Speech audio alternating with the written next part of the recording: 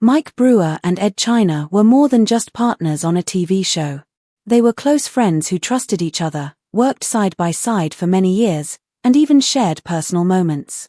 Edd was the godfather to Mike's child, which shows how deep their bond once was. But in 2017, everything between them collapsed in a dramatic and very public way. It happened at a car festival in Connecticut. Mike was on stage speaking to a crowd when he suddenly said that Edd had done very bad things. Fans were shocked because no one expected such a statement.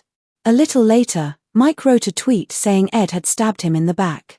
He deleted it quickly, but not fast enough, because many people saw it before it disappeared. That was the moment fans realized something serious had happened between two men who had worked together for more than 13 years.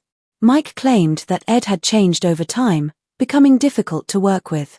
Edd, on the other hand, said that Mike had sided with the network instead of supporting him. Fans were confused, and rumors spread everywhere. But the truth behind their falling out was more complicated than what viewers saw.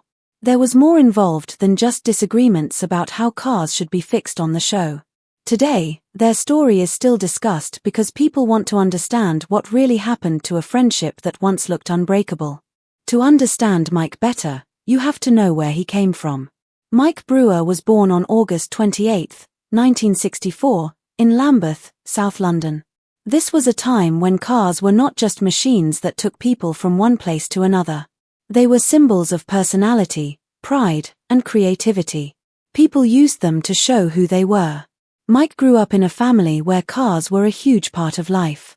His father, Roger Brewer, was a talented car customizer who worked on vehicles in their small garage behind the house. Mike's mother, Doreen, kept the home running smoothly, supporting Roger's passion and helping raise Mike in a warm, simple environment. Roger was proud of a special car he had built himself.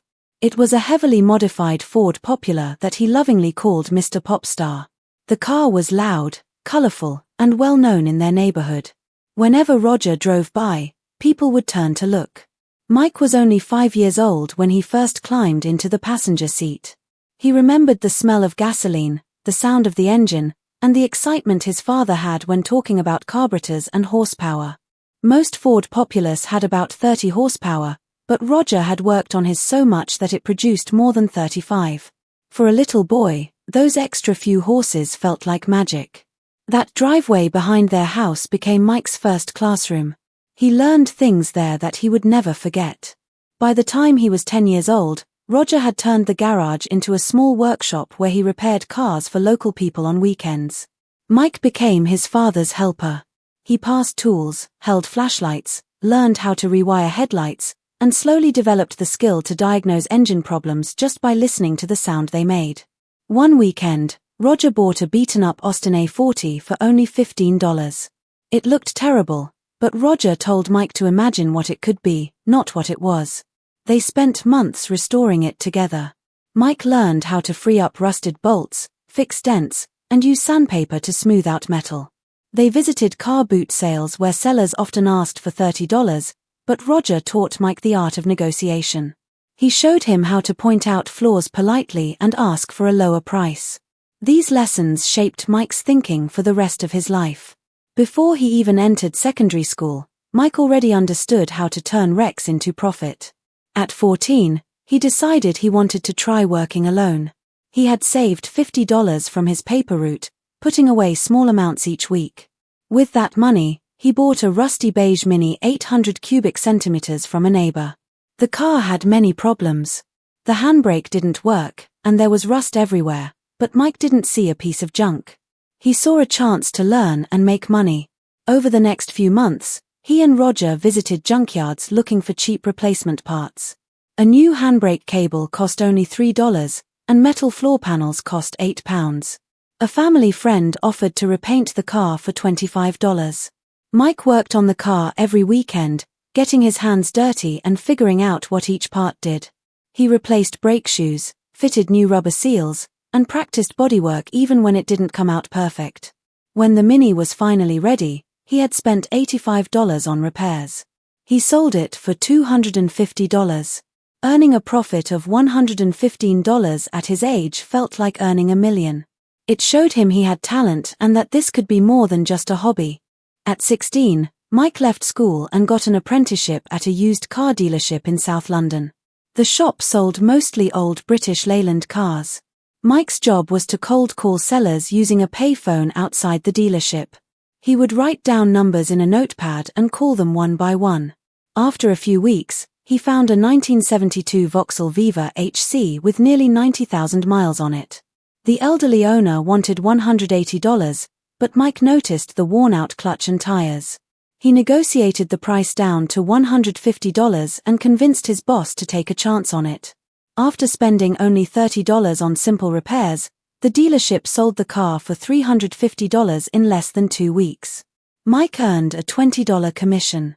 It was the first time he had made money purely from negotiation and spotting value. By 19, Mike had left the dealership and started his own small weekend car trading operation.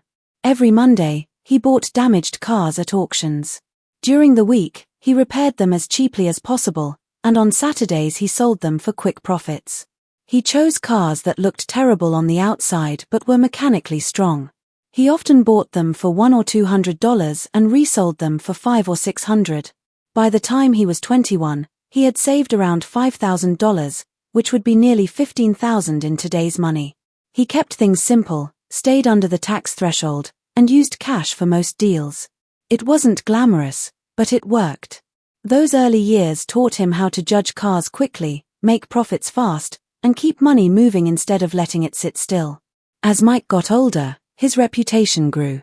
In the late 1980s, when other people dreamed of fancy showrooms, Mike was out in the streets of London buying and selling used cars with nothing but his charm and sharp instincts. People trusted him because he was honest. If a car had problems, he said so. If a car was good, he explained why. Over time, he opened his own centre in southern England, importing cars and building relationships with buyers from all over. He wasn't trained in business schools or corporate programs. Everything he knew came from experience, mistakes, and hard work. By the early 1990s, Mike was expanding even more. He wasn't just flipping cars anymore. He was building a network of contacts, suppliers, and repeat buyers. He knew how to negotiate both ways. He could convince a seller to lower the price and also make the buyer believe they were getting something valuable. He didn't deal in exotic luxury cars. He sold reliable, everyday vehicles that people needed and could afford. His confidence and friendly style caught the attention of people in the TV industry, even though Mike himself never tried to become famous. In 1992, Mike married Michelle, a woman born in 1962 who shared his love for cars. She supported him through every stage of his career and quietly played a big role in his success. They had a daughter named Chloe and kept their personal life very private. Mike rarely posted personal things online, but in 2018, he shared a proud photo of Chloe at her graduation. On their anniversary in 2024, Mike posted a heartfelt message saying, "How did I get so lucky? 34 years together and 21 happily married." Michelle stood by him from the days he struggled to make ends meet to the years he faced media pressure, criticism, and stress. Mike's entry into television was almost accidental. One day, he happened to pick up the phone at a friend's house. The person on the other end was a producer looking for someone who understood cars and could speak naturally on camera. Mike didn't even realize he was being considered for a show. He talked casually, shared stories, and made the producer laugh. A short time later, he learned he had been cast in a new TV program called Deals on Wheels. The show aired in 1998, and Mike teamed up with Richard Sutton to teach viewers how to spot good used cars and avoid bad purchases. It wasn't a flashy production, but people loved it because it felt real. Mike spoke like an everyday person, not like a salesman. The show made him popular, and his career in television took off from there. A few weeks after Mike appeared on television, the producers of Top Gear noticed him and tried to bring him onto their show. But instead of leaving, Mike managed to negotiate a second job while still keeping his first one. That second show was called Driven, and it put him alongside Jason Barlow and a young James May, long before James became famous on Top Gear. By 2002, Driven had ended, and the BBC was working on a fresh version of Top Gear. Mike's contract ran out at the same time, so he started receiving new offers. One of them came from the Discovery Channel. Back then, Discovery was mostly known for documentaries about climbers, explorers, and wildlife. But the network wanted to create a car show, something different from what they usually aired, and they wanted Mike's help to shape it. Mike worked closely with the producers to turn a basic 5-minute idea into a full series. The idea was simple but strong: buy a car, fix it up, and then sell it for a profit. At first, they planned to call the show Grand Autos. But Mike already had a company named Wheeler Dealer Limited, and everyone agreed that the name had a better ring to it. That name became the title of the show that would later grow into one of the most successful car programs in the world. While Mike's journey into television was taking shape, Edd China was building his own unique path. Edd was born on May 9, 1971, in London, but he spent most of his childhood in Surrey.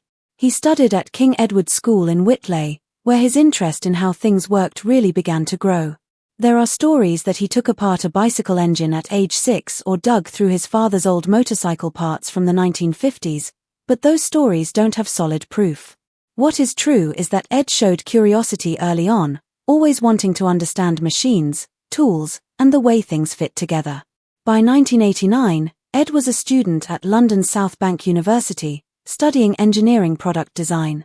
He needed money for an upcoming expedition to Borneo in 1991, but instead of getting a normal part-time job, he decided to build something completely unusual: a motorized sofa. He named it the Casual Loafer. It was exactly what the name suggested: a leopard print living room sofa powered by a 1.3-liter mini-engine. Edd used a pizza tray as the steering wheel, flower pots as indicators, and placed the speedometer inside a clock on a small table. The best part was that he made it street legal, which meant he could actually drive it on real roads. He started showing the sofa at university events and local gatherings. People were amazed, and the strange creation helped Edd raise the money he needed. What began as a fun student idea slowly became the invention that set his entire future in motion. In March 1998, the sofa earned Edd his first Guinness World Record. It reached 87 miles per hour and officially became the fastest piece of furniture in the world. Edd was only 27 at the time and soon began showcasing the sofa at big events like Top Gear Live at Silverstone. Jeremy Clarkson even raced it around the Thruxton circuit for one of his DVDs, filmed in a comedic, cartoon-like style. But the Casual Loafer wasn't Edd's only invention. He also built a drivable toilet and a bed on wheels. Both of these unusual vehicles appeared on TV programs like The Big Breakfast. Nearly 10 years after he built his first sofa, Edd went back to improve it. In 2007, he created a new version for sofa.com and broke his own record by reaching 92 miles per hour. By the time Edd graduated in 1994, he had already created a name for himself. That same year, he got his first real job in television as a special effects technician on the comedy series Father Ted. His creativity and mechanical skill made him stand out behind the scenes. As his unusual inventions got more and more attention, he started building a business around them. In March 1999, he founded Comfy Banana Limited, a company that specialized in turning strange, funny, and imaginative vehicle ideas into working machines. Edd's creations began appearing on ITV's Pulling Power in 2001 and then again on the show This Morning in 2006. Little by little, he was becoming a familiar face on British television, not just a technician behind the curtain. By the early 2000s, Edd was appearing on almost every major British car show. He appeared on the rebooted Top Gear in 2002, where he took a $200 Rover and added James Bond-style gadgets to it, including an actual ejection seat that only cost him another $100 to build. He also became a regular contributor to Fifth Gear, where he blended entertainment with solid mechanical knowledge. Edd even stepped away from the automotive world for a moment to appear on Ready Steady Cook in 2005 for a Children in Need special, proving he could adapt to any kind of television setting. In 2003, Mike Brewer was already well known in British car television thanks to his success on shows like Deals on Wheels. That was the year Discovery Channel brought him on for a new experiment, a project that would become Wheeler Dealers, the show that eventually paired him with Edd China and changed both of their lives forever. Mike was 38 when Wheeler Dealers began, and Edd was 32, an engineer with real hands-on skill and a calm screen presence that balanced Mike's energy. On paper, they didn't seem like an obvious match, but the moment the cameras rolled, everything clicked. Their chemistry wasn't scripted. It was natural. Mike was the negotiator, the one hunting for cars and making deals, and Edd was the calm problem solver who brought those cars back to life. Mike would go out, find a vehicle, bargain hard, and close the deal with his trademark handshake. Then the car would arrive in Edd's workshop, and that's where the magic happened. Edd would dismantle it, repair every problem step by step, and explain it in simple language so even people who knew nothing about cars could follow along. There was no fake drama, no shortcuts, and no tricks. Everything was real. They never included labor charges in the final costs, only the actual price of parts and outside services like paintwork. That honesty built trust with viewers. The first season aired on October 7, 2003, and had just 12 episodes. The budget was tight, only $1,000 for each car. One of the early projects, a 1986 Ford Capri Laser, actually lost money.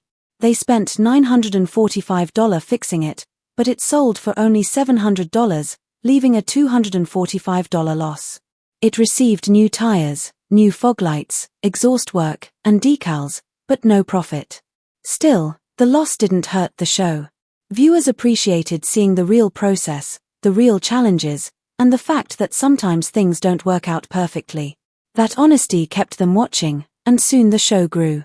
Budgets increased, episodes became longer, and the format evolved. Originally each car took 2 30-minute episodes. After season 6, they switched to a full 1-hour episode for each restoration. That extra time allowed the show to slow down and go deeper.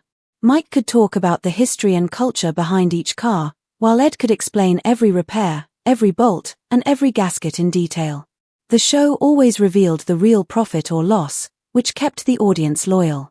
People didn't just enjoy the show, they believed in it. By 2011, Wheeler Dealers reached a new level when they crossed over into America. Season 8 took them across states like California and Illinois, searching for rust-free classics and powerful muscle cars. By season 12, they had a full-time workshop set up in Huntington Beach. First they worked in a place on Redondo Circle, and later they moved to a better facility on Research Drive. No more shipping cars to the UK. Everything, from buying to fixing to selling, happened in the US, which made the whole operation smoother and more profitable. But behind the scenes, it was exhausting. They filmed 6 days a week, often up to 17 hours a day. The workshop scenes that looked so clean and simple on TV were actually the hardest to film. Nothing could be staged or faked. Edd insisted that every repair shown on camera had to be genuinely done, step by step. That meant long days, delays waiting for parts, and hours of real mechanical work. While other car shows used shortcuts or added fake drama, Wheeler Dealers stayed true to real repairs, but the pressure kept growing. As the years passed, tension quietly built up. Edd wanted longer and more detailed technical segments, because he believed the repairs were the heart of the show. But the producers wanted faster pacing and more focus on Mike's buying and selling. Edd pushed back because he didn't want the technical honesty to disappear. Mike, however, believed the show needed to adapt to stay fresh. He didn't think shorter segments meant disrespecting the work, he saw it as a necessary evolution. Everything changed when the Velocity Network took over in 2016. They cut the episodes down to 43 minutes, which reduced workshop time from around 20 minutes to about 15. To Edd, that wasn't just editing, it erased too much of the real mechanical process. He felt that if repairs were shown too quickly, viewers might misunderstand the steps and accidentally hurt themselves trying to copy what they saw. He didn't want to be part of a show that cut corners or compromised safety, so he made the difficult decision to leave. Edd explained his side honestly to the viewers. He said he wouldn't support a format that rushed or watered down the work. Mike saw the situation differently. He believed Edd was resisting change and didn't want to adjust to the demands of modern television. To Mike, it wasn't about faking anything, it was about keeping the show entertaining and moving forward. But both men agreed on one painful truth: they were no longer on the same page. Their disagreement wasn't just professional. It became personal. They weren't just co-hosts, they had been close friends. Edd was even the godfather to one of Mike's children. That bond made their growing distance even harder. When Edd left in 2017, the silence between them was sharp and noticeable. Edd later admitted that Mike wasn't his favorite person at the time. Mike hinted that Edd had become hard to work with. They didn't publicly attack each other, but they stopped pretending everything was fine. Edd stayed firm in his beliefs. He wasn't in the industry for celebrity status or fame. He cared about the integrity of the repairs and the honesty of what was shown on screen. He refused to rush a job or hide steps just because a network wanted quicker edits. He always thought about the viewers at home who might try to repeat what they saw. Mike had his own perspective. He believed the show had to grow and adjust to survive, and he felt Edd was resisting the reality of modern television. Mike didn't deny Edd's talent, but he felt the behind-the-scenes workload was becoming harder to manage with Edd's high standards. Whatever the full truth is, their split didn't happen because of one episode or one argument. It built up over years of pressure, changes, long hours, and two strong personalities who eventually drifted apart after working side by side for more than a decade. It wasn't just one moment or one argument that caused the break. It was years of tension, edits, shrinking budgets, and two people slowly growing in different creative directions. On March 21, 2017, Edd China sat quietly in his workshop, turned on a camera, and recorded a calm explanation for fans. He wasn't angry. He wasn't dramatic. He simply told everyone why he was leaving Wheeler Dealers after 13 long years. The issue began when the American network Velocity took control of the show. They said Wheeler Dealers had become too difficult and too expensive to make in its original style.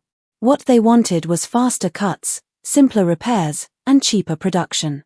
But the moment they said they needed to shorten the workshop segments, things began to crumble. Those segments were the heart of the show for Edd. They were where he showed real mechanical work, the proper tools, and every important step. Velocity told him to skip that part. He refused. He believed that cutting corners on camera would encourage viewers to do the same at home, and that could lead to injuries. Instead of lowering his standards, he walked away.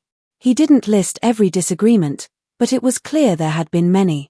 Edd's way of working, using exact measurements, high-quality tools, and showing the full repair process, was too slow and too expensive for television executives. The production team didn't want long, detailed repairs. They didn't want viewers to watch the hard, messy work. They wanted quick edits that made it look like the car fixed itself.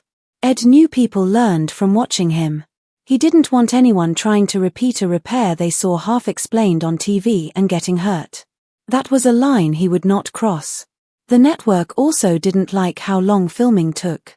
A real suspension repair could take days, which meant long hours for the crew and higher costs. Velocity wanted outside shops to repair the cars off camera.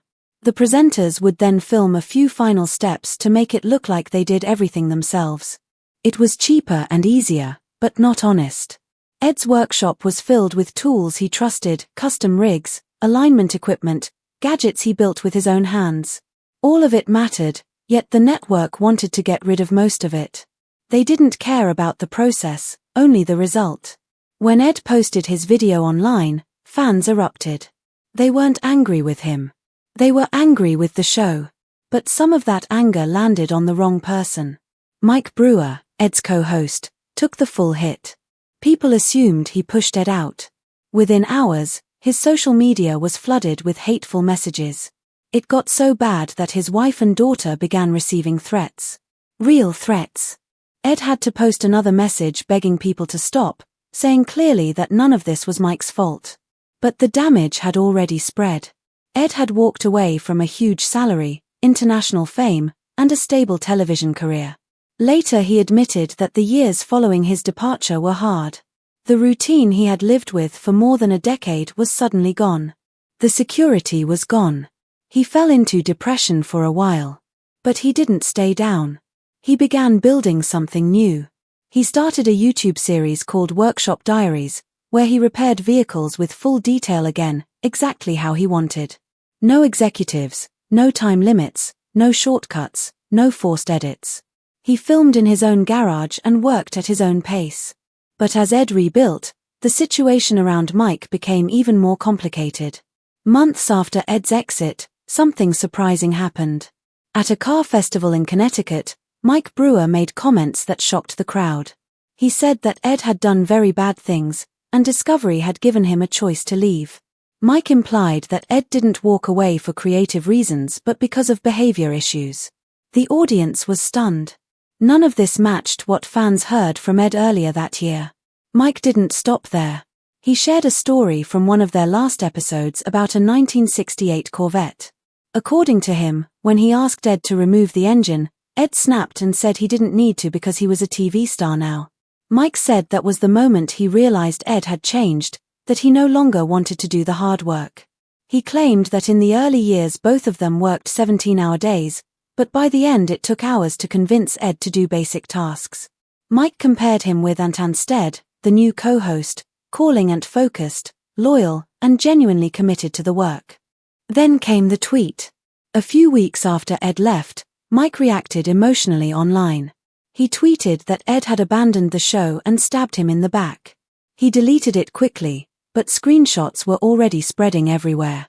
He tried to explain it later, saying he felt deeply hurt that Edd had spoken publicly before talking to him in private. After 13 years of working together, Mike felt betrayed. The backlash didn't stay online. People confronted Mike in public. Fans insulted him at restaurants, at car shows, and even outside his home. His wife and daughter were targeted by strangers. His daughter faced bullying at school. Mike said the stress pushed him into drinking more. People even showed up at his house, shouting things at his family. He said that everything started because of Edd's initial video. The anger from fans didn't just affect Mike. It affected his employees, his business, and his charity work. Edd eventually had to speak again, asking fans to stop attacking Mike. But by then the situation had gone too far. In interviews later, Mike continued to talk about the working relationship. He said Edd became difficult and distant. He said Stead showed him more support during hard times. He described a moment when his mother was seriously ill, and Ant told him to leave work and go home to be with her, even if it meant ending their TV partnership. Mike said he never got that kind of support from Edd. Their bond, which he once called a TV husband relationship, was gone. In 2018, he finally stated openly that he and Edd would never work together again. Meanwhile, Edd quietly rebuilt his career. When he launched Workshop Diaries in April 2021, it didn't feel like he was returning to the screen.